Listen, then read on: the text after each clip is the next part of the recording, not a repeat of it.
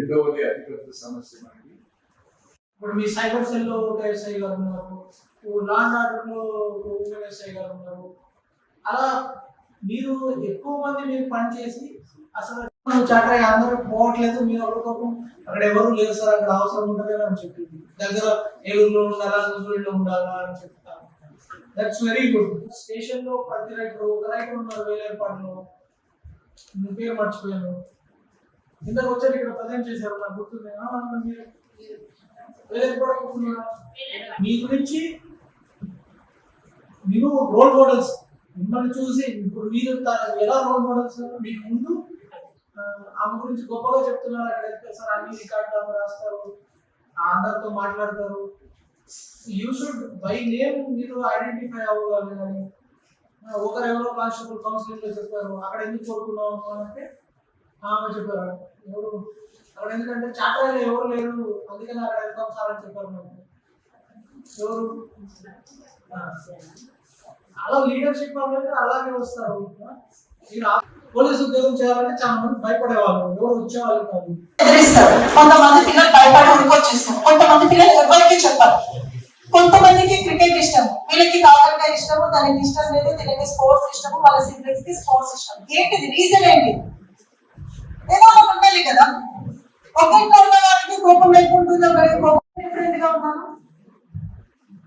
నేను చెప్పే క్వశ్చన్స్ కి కొంతమంది స్మైలింగ్ ఇస్తున్నారు, కొంతమంది యాంగ్జైటీగా చూస్తా ఉన్నారు, కొంతమంది మంచిగా రిలాక్స్ గా చూస్తా ఉన్నారు. ఉంటాయి కదా, ఇప్పుడు మీరు ఒకసారి చూడాలి, అందరూ ఆనలా కూర్చున్నారు, తనలా కూర్చున్నారు, ఒక్కొక్కరు ఒక్కొక్క పొజిషన్ లో పోజ్ లో కూర్చోవడం. ఏంటిది కారణం?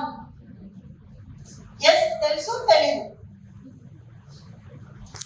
ఒక ఇంట్లో అమ్మ నలుగురు పిల్లలు ఉంటారు, ఒకరు ధైర్యంగా ఉంటారు, ఒకరు పిరికిగా ఉంటారు, ఒకరు పాటలు బాగా పాడతారు, ఒకరు పాటలు పాడరు, ఒకరు ఏదైనా ఉంటే చాలా బాగా సమాధానం చెప్తారు, ఒకరు ఎందుకు ఒకే ఇంట్లో నలుగురు నాలుగు విధాలుగా ఎందుకున్నారు?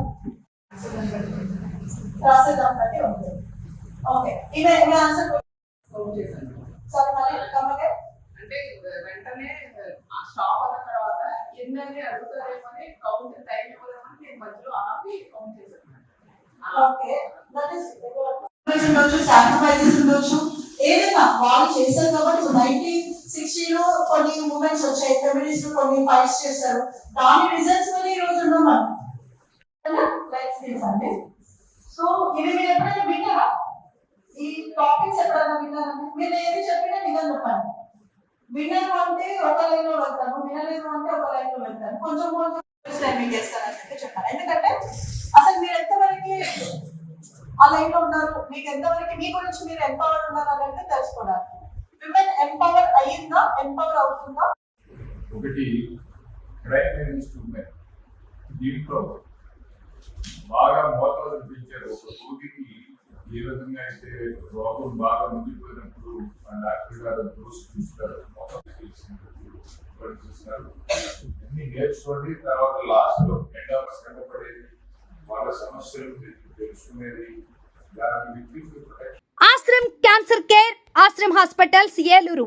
సంయుక్త పశ్చిమ గోదావరి జిల్లాలోని అత్యుత్తమ క్యాన్సర్ వైద్యం మన ఆశ్రమ్ క్యాన్సర్ కేర్ లో. సెంట్రల్ ఆంధ్రాలో తొలిసారిగా 6 డాఫ్ టెక్నాలజీ ద్వారా రేడియోథెరపీ ట్రీట్మెంట్స్ అందిస్తున్న మన Ashram cancer care breast cancer, గర్భాశయ ముఖద్వార క్యాన్సర్, జీర్ణాశయ క్యాన్సర్, బ్రెయిన్ క్యాన్సర్, నోటి క్యాన్సర్, గొంతు క్యాన్సర్, ఊపిరితిత్తుల క్యాన్సర్, బోన్ క్యాన్సర్, అండాశయ క్యాన్సర్, మూత్రకోశ క్యాన్సర్, ప్రొస్టేట్ క్యాన్సర్, చర్మ క్యాన్సర్, ఇలా క్యాన్సర్ వ్యాధి ఏదైనా చికిత్స ఆశ్రమ్ క్యాన్సర్ కేర్ లోనే. బ్రాక్కిథెరపీ, కీమోథెరపీ, రేడియోథెరపీ, సర్జికల్ ఆంకాలజీ సేవలు 24 గంటలు అందుబాటులో. డాక్టర్ ఎన్టీఆర్ వైద్య సేవ, ఎంప్లాయీస్ హెల్త్ స్కీమ్, ప్రముఖ ఇన్సూరెన్స్ కంపెనీల గుర్తింపు పొందిన హాస్పిటల్ మన Ashram cancer care hospital. Ashram cancer care, NH5, Malkapuram, Eluru, Andhra Pradesh. Phone numbers 08812 288 299, 94910 44836.